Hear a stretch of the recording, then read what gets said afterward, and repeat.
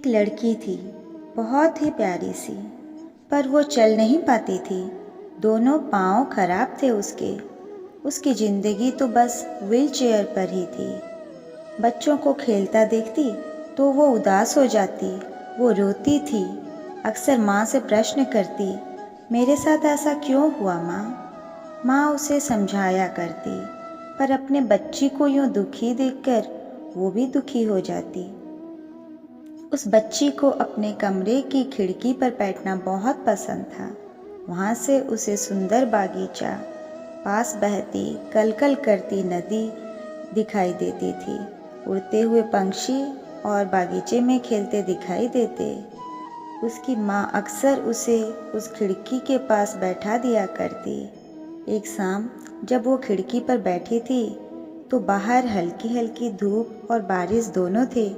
जब बारिश रुकी तो एक सुंदर सा इंद्रधनुष आसमान में आ गया। उस लड़की ने पहली बार अपने जीवन में इंद्रधनुष देखा था। 7 रंगों में बना वो इंद्रधनुष लड़की के मन को मोह रहा था। वो लड़की इंद्रधनुष निहार रही थी कि बादलों ने सूरज की रोशनी को ढक लिया। लड़की ने जोर से माँ को आवाज़ लगाया।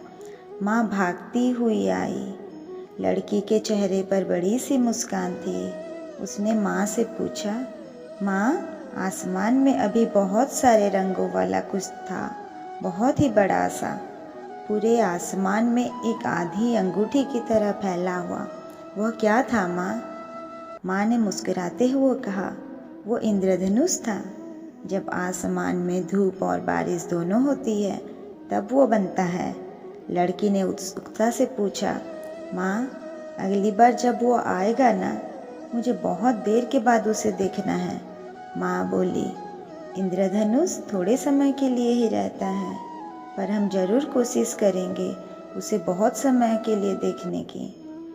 अब लड़की इंद्रधनुष बनने की प्रतीक्षा करने लगी।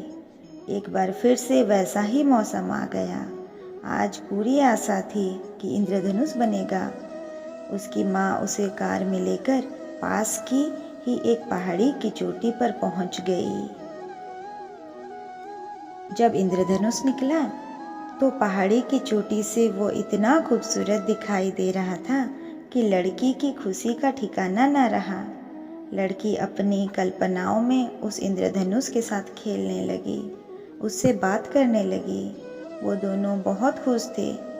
कुछ देर बाद इंद्रधनुष ने कहा, अच्छा प्यारी बच्ची, अब मुझे जाना होगा। लड़की ने कहा, अभी ठहर जाओ, इतने जल्दी क्यों जा रहे हो आप? कितने अद्भुत और सुंदर हो आप, सबको इतनी खुशियाँ देते हो, फिर इतनी कम समय के लिए क्यों हो आप?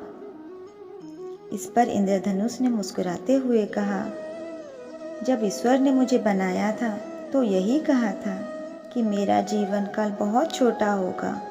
मैंने इसे स्वीकार कर लिया। मेरी इसी स्वीकार्यता के कारण मेरा रूप अद्भुत हो गया। मैं बेहद खूबसूरत रंगों से ढक गया।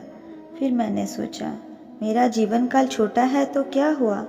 मैं इस छोटी से जीवन काल में दूसरों को खुशियाँ दूंगा। लड़की इंद्रधनुष की बातों से बहुत प्रभावित हुई। उसकी बातें लड़की को बार बार याद आती रही।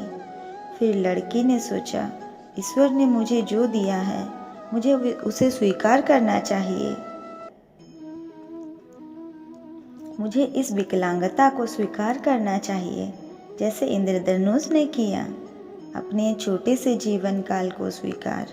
मुझे भी इंद्रधनुष की तरह दूसरों को खुशियाँ देनी चाहिए। फिर वो लड़की दूसरे बच्चों के बीच जाकर समय बिताने लगी।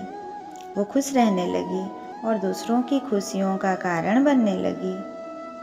दोस्तों, जीवन में कुछ परिस्थितियाँ लॉटरी की तरह होती हैं। किसी की लगती है, किसी की नहीं लगती। किसी की 10,000 की लगती है तो किसी की 10 लाख की लगती है। कुछ लोगों का स्वास्थ्य पूरी उम्र खराब रहता है तो कुछ लोगों का काफ़ी स्वस्थ। कोई छोटी आयु वाला होता है तो कोई बड़ी आयु वाला। चाहे परिस्थिति जो भी हो, अगर हमें खुश रहना है ना, तो उसकी एक चाबी है, स्वीकृति। जिन विपरीत परिस्थितियों को हम बदल सकते हैं उन्हें बदल डालिए। पर जिन परिस्थितियों को बदला नहीं जा सकता उन्हें स्वीकार कर लीजिए, क्योंकि आप या तो रोकर ज़िंदगी गुजार सकते हैं या हंसकर। तो बेहतर यह होगा कि खुद भी खुश रहो और दूसरों में भी खुशियाँ बांटो, उस इंद्रधनुष की तरह। फिर मिलते हैं अगली वीडियो में। तब तक आप अपना ख्याल रखिए और अपना हमेशा स्वस्थ और सुखी रहिए। Radhe Radhe. Thanks for watching.